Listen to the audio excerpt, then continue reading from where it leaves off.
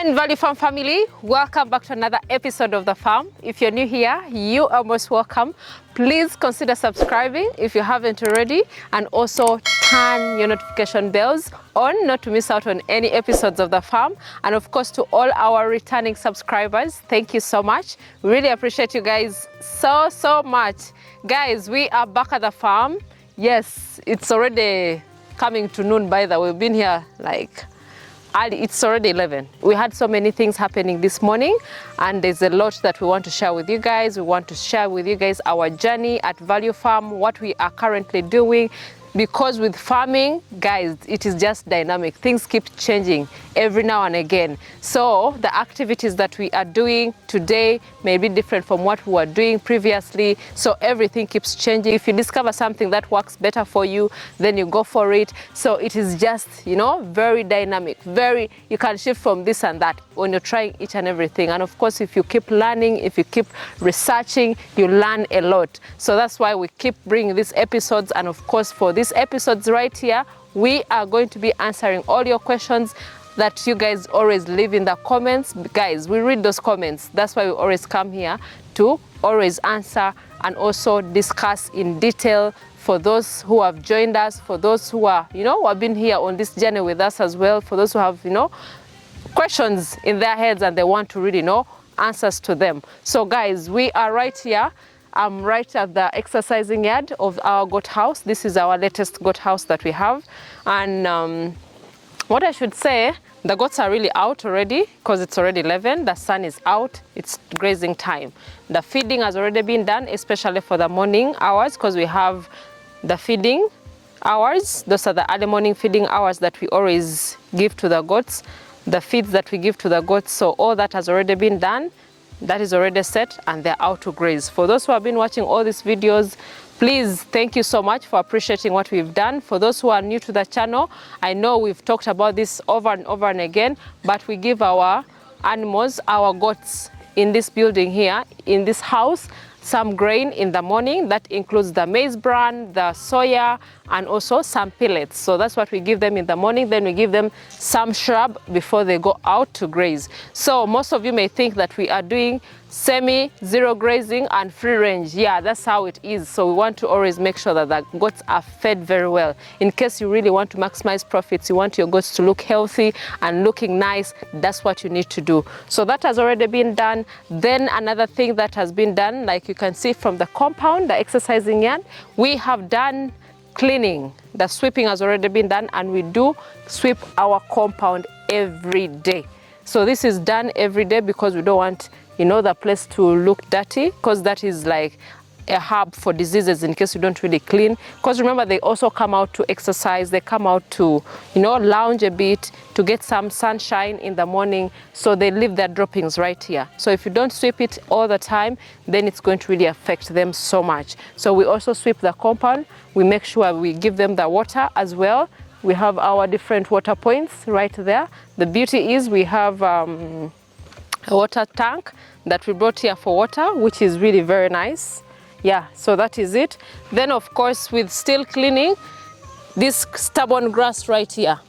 We have some stubborn grass in the compound, like this one here. So it's just because we've been having so many things like vaccinations. So we were a little understaffed on that, but we are going to get time so that we can start weeding all this grass you can see here, because this is not good grass to be in the compound. So in case you're a goat farmer out there, make sure if you get time, at least uproot these small stems right here. This is not good for the goats as well. So we are going to be doing this later on in the evening when the team comes back and the goats are inside the house, so that we can definitely clear the compound.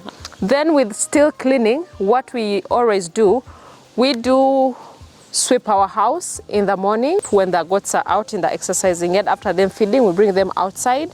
When the compound is clean, we sweep the house. After sweeping the house, we do also disinfect it. So we disinfect the housing at least daily, but we also scrub the house every week. So most of you might be wondering, how do you maintain your house to be really clean and, you know, aerated, looking good? We do a lot of work. So most of the time we do go inside there at least every Sunday. We dedicated every Sunday for scrubbing our houses, our goat houses. This is just part of it, but we have more 2 houses on the lower section of the farm that we really scrub. So a team comes in, everyone who has goats has to take the responsibility to scrub the house. We scrub, of course, with our detergents, soap, with water, scrub, disinfect, leave it to dry. Then, of course, the goats come into the house when it's really very clean. But the sweeping is done daily. I know most of you might be having goat houses out there and you really let them be like for the whole 5 days without sweeping. It is very, very dirty, doesn't look good at all. The wastes are right there.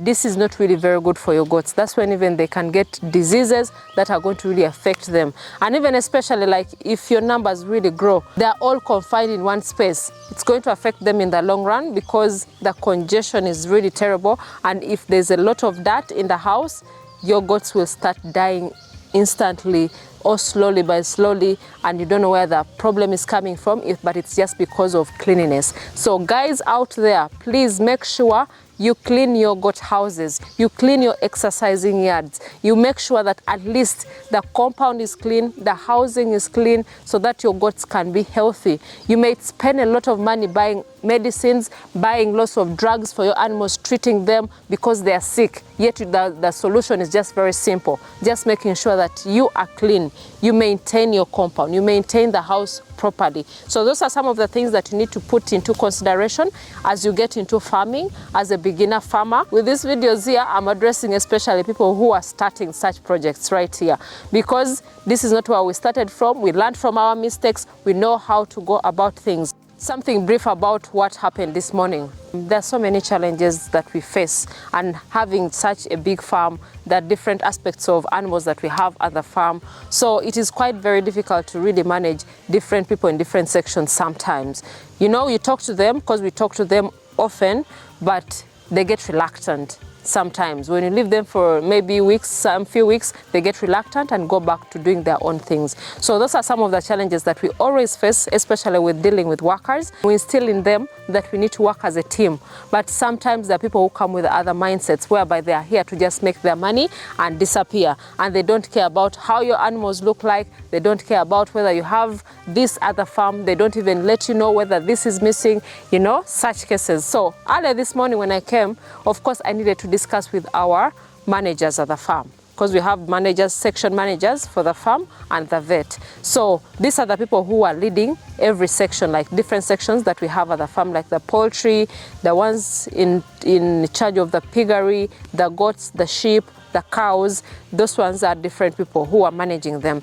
So it has been really very difficult, whereby some people do not tell you what exactly is happening, especially like if maybe some things are missing at the farm, or maybe some things are not being ordered to the farm and you may not know about it. Then last minute someone just tells you, oh, this is not there, or I just sent you a message about this last minute. It is a challenge, and you may face something like that in your farm, but you have to be prepared. You have to make sure you always talk to these people all the time. We try our best, but humans are humans. We all make mistakes, we all forget, but you have to always make emphasis that you always talk to your workers all the time, to give them the morale, to give them the energy to also work.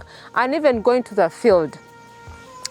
When we were coming here, we were, by the way, in the field. We were checking out on our animals where they're grazing from as well. So we wanted to really see exactly, are the grazing places okay? Are they really suitable for the animals as well? Because you may leave someone to go out in the field and they just station in one place, and they don't leave animals to really graze, especially for free range. They don't leave animals to go and graze in different parts of the farm. That is also a big challenge. So you have to make sure that you always go out in the field as well and make sure the goats are feeding rightly and the goats are actually feeding. And sometimes you have to just ambush. You don't have to, they shouldn't even know your time schedule, that, you know, this is the time maybe she's at the farm, this is the time that she leaves the farm. You have to make sure that these things are really done abruptly sometimes, because this is how you get to catch some of those mistakes workers make. I was talking to one of our farmers, goat farmer, but the challenges that we face are almost the same, whereby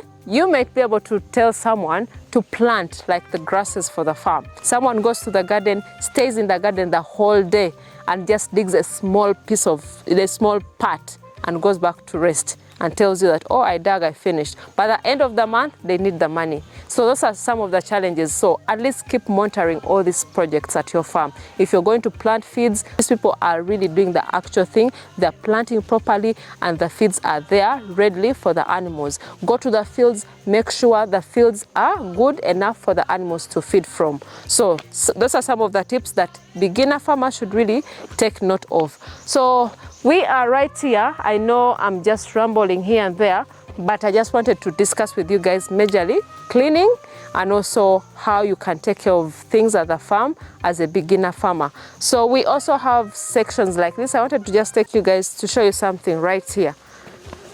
So this other section, you remember, we used to have our maize, because we planted a lot of maize to cut costs at the farm. We have not really planted the maize because we do not want to overplant maize. I think we planted like twice so far, but this other season here, we are planning differently. We want to make sure at least that we plant something else on this other section. So of course, early in the morning, as we had the meeting with the team, I was discussing with them our planting strategy, how we can go about, you know, the sections that we are going to plant, what we are going to plant in different sections of the farm. So we were discussing about this particular area right here, which is about, I think, like 4 acres on this other side that we are going to be planting our grasses, because we have had challenges with rains. There's a season that we had rains like 4 months straight, and it was really very difficult to maintain all the goats that we had here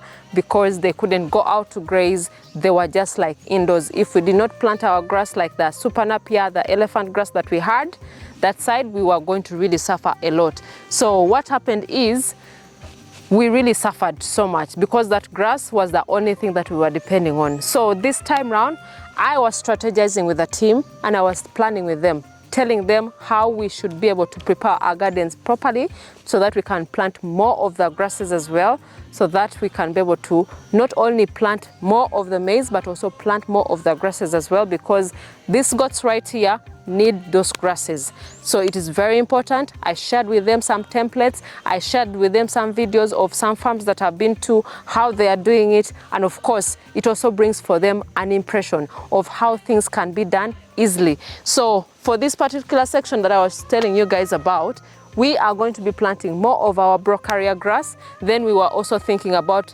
bringing back the sunham, because the sunham that we planted the previous season got done, but we did not plant again because, you know what, people have been really quite reluctant on that. So we are planting more brocaria grass. We are bringing more super napier. The super napier that we have on the other side wasn't well maintained, but some of it is still growing, of course, but most of it wasn't well maintained. So the strategy that we were bringing this time around was to make sure that at least the grass is planted and the brocaria is planted, the Chloris Guyana is planted, then the lab is planted properly, and the program that we put into place is to make sure that we have people who are on the garden all the time. So these are some of the things that you need to discuss with your staff and make sure that they understand the role of planting, the role of these grasses for your animals, because sometimes they take it for granted. They may think that, oh, you're just being so extra, you're being just too much, that why are you planting all this? Yet we have maybe shrubs, we have the bushes to take the animals to. But most of the time they forget that seasons change. Like we had the four months rainy season and the goats couldn't go out. It really affected us so much.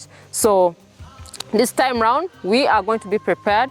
We are not going to take chances at all, because the goats have to survive. The goats have to thrive. We have the best genetics. They shouldn't be looking really terrible because we are not really taking good care of them, because we are not feeding them properly. So we have to play our part as the staff, as the management team, so that everything is put into place and the goats are also happy. Yeah, I just wanted to share with you guys that, because most of the farmers out there may think these things are really easy. It's all about taking track of every activity at the farm and being on ground most of the time. So those are some of the things I would really share with you. Then of course, I wanted to share with you some of these things that we have right here. You might be wondering, why do we have sheds in our exercising yard? If you're going to build a goat house, you should leave some trees around or plant some trees for shade for your animals, because when they come here, they will be able to, you know, have some shade, relax a bit, makes even the place really very cool. You can see plants that we left here, we did not clear. What we are clearing is just the grasses below, like this one here. This is what we are going to be weeding. But everything else, the trees, we have to maintain them in the compound. So that's what I wanted to share with you guys for this, but let's go to a different part and we see what is actually happening, because I feel like, you know what, let us share with you more so that we can, you know, you can have an idea of what farming is and how everything is actually done when you're on ground. Yeah, so that is basically it. So I think we are going to go to see something on the, maybe the goats in the field as well. Yeah. Then another question, I think from the previous video, someone asked, how do you separate? Because I talked about separating our males from our females. So about separating the males from the females and the grazing, because someone was asking, how do they go to graze out in the field? Don't they mix up? No, they don't mix up at all. So most times, the males go to a totally different section of the farm and the females also go to a different section of the farm. So they don't mix up. That's why in the housing, we put them separate. Even when they're grazing out in the field, it is totally different. And even the people who are grazing them are totally different. So we separate them even in the grazing fields. So I think that really answers your question. And of course, I've discussed this before in the previous videos, but I think maybe you're new to the channel. That's why you asked the same thing, but it's okay. I'm okay with answering and repeating myself so that we can be able to be on the same page. Yeah, so guys, let's definitely go somewhere so that we can see what is actually happening. There's nothing to show here. I just wanted to share with you guys at least some of the insights so that you can learn from what we are doing at Value Farm. So guys, let's go and we see what is happening at the farm.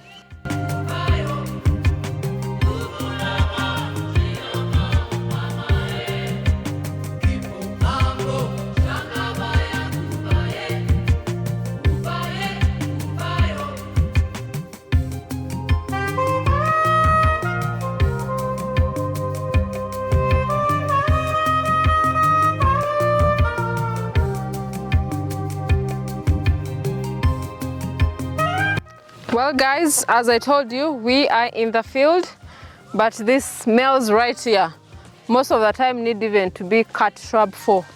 So as you can see, they really love this shrub right here because the sun is really very hot. These ones are not want to be in the hot sun most times.